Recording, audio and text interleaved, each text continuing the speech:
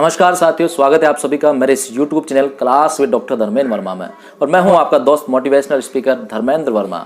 जी हाँ दोस्तों, आज की इस वीडियो में मैं आपको बताऊंगा, यदि आप किसी भी कंपटीशन एग्जाम की तैयारी कर रहे हैं, चाहे RS, IS हो, चाहे SSC हो, बैंक हो, रीट या पटवारी हो, या फिर second grade school lecturer, college professor, या किसी भी एग्जाम की आप तैयारी कर रहे हैं, तो आपको किन किन बातों का विशेष ध्यान रखना है, आपको कौन कौन सी गलतियां नहीं करनी है, इस विषय पर आज मैं बात करूंगा। यहाँ दोस्तों, इस वीडियो में मैं यही बताऊंगा कि एग्जाम देते समय किन बातों का विशेष ध्यान रखना चाहिए, कौन कौन सी वो गलतियां हैं जिनसे हमें बचना चाहिए ताकि हमारा सिलेक्शन हो सके। यहाँ दोस्तों, अधिकांश जो स्टूडेंट्स हैं, जो कैंडिडेट्स हैं, जो कंपटीशन एग्जाम्स की तैयारी कर रहे हैं, वो बहुत सारी गलतियां कर बैठते हैं जिससे उनका सिलेक्शन नहीं हो पाता है और उनका टारगेट जो है वो उनको प्राप्त नहीं हो पाता है। जी हाँ दोस्तों, यदि आप अपने टारगेट को पूरा करना चाहते हैं, आपके ड्रीम्स, आपके सपनों को पूरा करना चाहते हैं, तो ये गलतियां कभी भी मत करना जो मैं आपको बताने वाला हूं। जी हाँ दोस्तों, चलिए वीडियो की शुरुआत करते हैं। यदि आपने मेरा चैनल सब्सक्राइब नहीं किया तो प्लीज आपसे मेरी रिक्वेस्ट है, मेरे चैनल को सब्सक्राइब कीजिए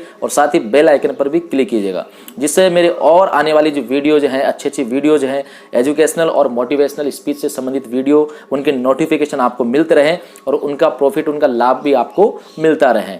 जी हाँ साथियों, चलिए शुरुआत करते हैं आज की। ये गलतियां कभी भी मत करना। यदि आप किसी भी कंपटीशन एग्जाम की तैयारी कर रहे हैं तो वो कौन कौन सी गलतियां हैं जिनको आपको नहीं करना है, उनसे बचना है।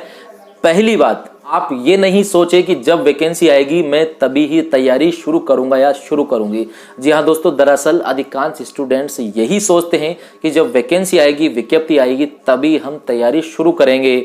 जी हाँ, अगर आप ऐसा सोचते हैं तो आप गलत सोच रहे हैं। जी हाँ दोस्तों, आपको वैकेंसी और विज्ञप्ति का इंतजार नहीं करना है। यदि आपको उस परीक्षा को पास करना है और वो भी अच्छी रैंक से पास करना है, तो आपको स्टडी आज से ही शुरू करनी है।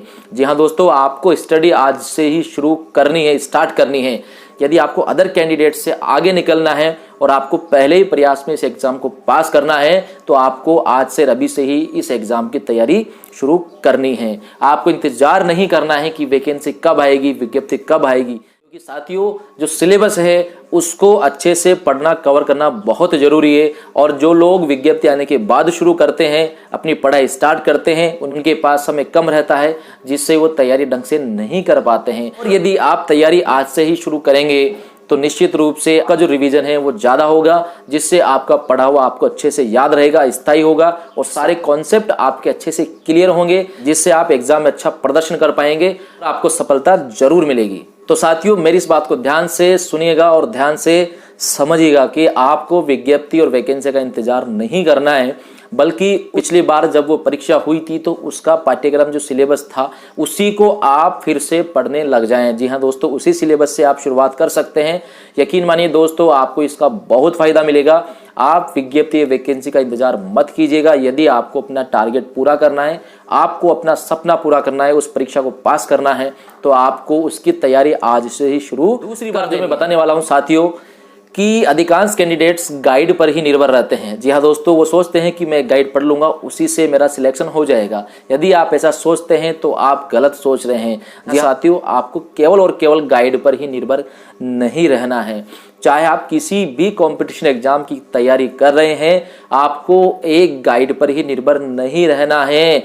गाइड के अलावा आपको जो प्रामाणिक किताबें हैं, ऑथेंटिक बुक्स हैं, उनको भी आपको पढ़ना है। यहाँ दोस्तों, यहाँ पर मैं बताना चाहता हूँ कि जो किताब स्कूल्स में चल रही है या फिर कॉलेज में जो चल रही है, उन किताबों में भी यदि आपके सिलेबस से संबंधित चैप्टर हैं तो वहां से भी आप उनको पढ़े, क्लियर करें।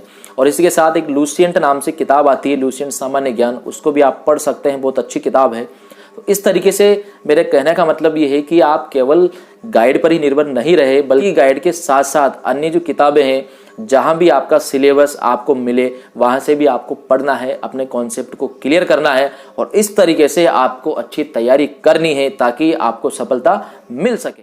जी हाँ साथियों, मेरा ये वीडियो पूरी तरह से आप ही को समर्पित है। मैं चाहता हूं कि आपको सफलता मिले और आप वो गलतियां नहीं करें जो दरअसल स्टूडेंट्स, कैंडिडेट्स करते हैं परीक्षाओं की तैयारी में और परीक्षाएं देते समय। यदि आपको अपने सपने पूरे करने हैं, आपको अपना लक्ष्य हासिल करना है, टारगेट पूरा करना है, तो यकीन मानिए मैं जो बातें आपको बता रहा हूं इनको आप ध्यान रखिएगा और इन गलतियों को कभी मत कीजिएगा। मैं आपको इस वीडियो में बता रहा हूं, इस वीडियो को पूरा देखिएगा, निश्चित रूप से आपको बहुत कुछ सीखने को मिलेगा। जी हाँ साथियों, अगली बात, स्टूडेंट्स जो कैंडिडेट्स हैं वो ये सोचते हैं कि मुझे रिवीजन की कोई आवश्यकता नहीं है। जी हाँ दोस्तों, जो कैंडिडेट्स तैयारी कर रहे होते हैं कंपटीशन एग्जाम की, वो ये सोचते हैं कि हमें रिवीजन की कोई ज़रूरत नहीं है, आवश्यकता नहीं है। यदि आप ऐसा सोचते हैं तो आप गलत सोच रहे हैं। जी हाँ दोस्तों, केवल एक बार पढ़ने से ही आपका सिलेक्शन नहीं हो पाएगा, क्योंकि एक बार पढ़ने से ही सारी चीज़ें आपको याद अच्छे से नहीं हो पाएगी, आपके कॉन्सेप्ट क्लियर नहीं हो पाएंगे। जी हाँ दोस्तों, आपको कम से कम 2 बार रिवीजन जरूर करना है, और यदि आप इससे ज़्यादा बार रिवीजन कर सके तो ये और भी अच्छी बात है। तो साथियों, आप केवल एक ही बार के चक्कर में नहीं रहे कि एक बार पढ़ करके मैं परीक्षा को पास कर लूंगा, ऐसा आप नहीं सोचे, बल्कि आप जितनी बार रिवीजन कर सके अपने सिलेबस का, कोर्स का, उसको उतनी बार पढ़े, अच्छे से पढ़े, मन लगा करके पढ़े, ताकि आपका पेपर अच्छा जाए और आपको सफलता मिल सके। और अगली बात जो मैं बताने वाला हूं बहुत महत्वपूर्ण है आपके लिए। जी हाँ साथियों, दरअसल जो स्टूडेंट्स हैं, कैंडिडेट्स हैं, तैयारी कर रहे होते हैं, वो गलती ये करते हैं, जब तैयारी करते हैं तब वो पूरा फोकस अपना पढ़ाई पर नहीं रखते हैं। जहाँ दोस्तों, किसी भी तरह का यदि कोई टेंशन है, तनाव है, तो उससे आप दूर रहें, बिल्कुल तनाव मुक्त रहें, टेंशन फ्री रहें, कूल माइंड रहें। जब आप तैयारी कर रहे होते हैं, आप पढ़ाई कर रहे होते हैं। जहाँ दोस्तों, आप जब भी तैयारी करें, आप जब भी स्टडी करें, तो आप पूरी तरह से शांति, धैर्य और संयम के साथ पढ़ाई करें। बिल्कुल किसी तरह का तनाव नहीं रखें, बल्कि आप जिस परीक्षा को पास करने वाले हैं, आप जिस परीक्षा की तैयारी कर रहे हैं, उसके प्रति डेडिकेट होकर के, पूरी तरह समर्पित होकर के आप तैयारी करें। बिल्कुल भी टेंशन नहीं लें और पूरा फोकस अपना पढ़ाई पर रखें, तैयारी पर रखें। तो यकीन मानिए दोस्तों, आपकी तैयारी अच्छी होगी और आपका पेपर अच्छा जाएगा, जिससे आपकी सफलता सुनिश्चित होगी। जी हाँ दोस्तों, अगली जो मैं बात बताने वाला हूँ वो भी बहुत महत्वपूर्ण, इंपॉर्टेंट है आपके लिए। अधिकांश स्टूडेंट्स यही गलतियाँ करते हैं परीक्षा देते समय। जी हाँ दोस्तों, अधिकांश परीक्षाओं में नेगेटिव मार्किंग होती है, और नेगेटिव मार्किंग होने का मतलब है कि आपको बहुत सोच समझ करके सवाल का जवाब देना होता है। जी हाँ दोस्तों, लेकिन अधिकांश स्टूडेंट्स जो हैं वो इस चीज़ को भूल जाते हैं और वो सवालों का जवाब ढंग से, अच्छे से सोच समझ कर नहीं देते हैं। इस तरह वो बहुत सी गलतियां पेपर देते समय कर बैठते हैं, जिसका खामियाजा उनको परिणाम में भुगतना पड़ता है।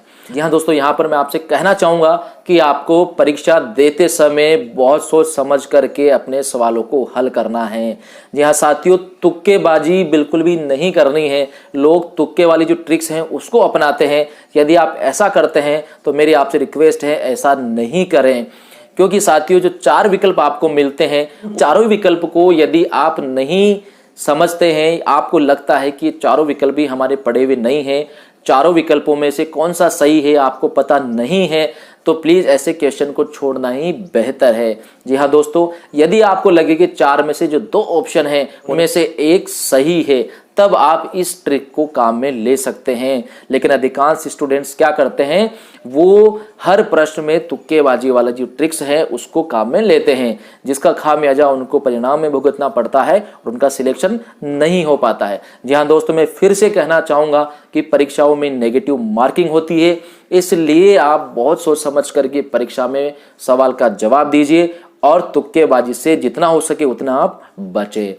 जी हाँ दोस्तों, यदि आप अच्छे से तैयारी करेंगे, आप अच्छी मेहनत करेंगे, आपका कॉन्सेप्ट क्लियर होगा, तो निश्चित रूप से आपको इसकी यानी कि तुक्केबाजी वाली जो ट्रिक है उसकी ज़रूरत नहीं पड़ेगी और आपका पेपर अच्छा जाएगा और आपका सिलेक्शन डेफिनेटली होगा, जरूर होगा।